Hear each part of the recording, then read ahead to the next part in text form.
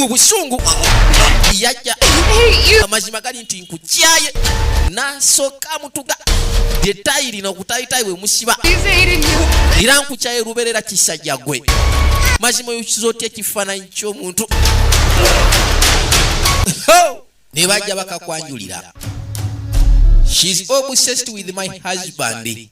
Keka sinema ketwolekedde mukasaka nate bakujja ne bakwolekeza ebbali mukafuwe kati we kafaanana waliwo amaka gaali gatundibwa nnyinigo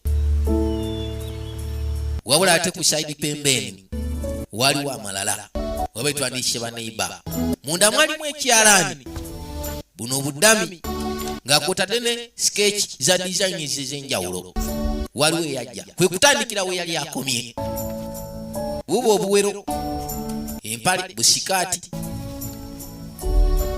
kwegamba ina emisone gya buli kala ekyewuunyisa yali mwana wa buwala abaali wano esimu yavuga yajja asooke yekkanye yagamba kimu katonda wattu ng'essanyu limutta.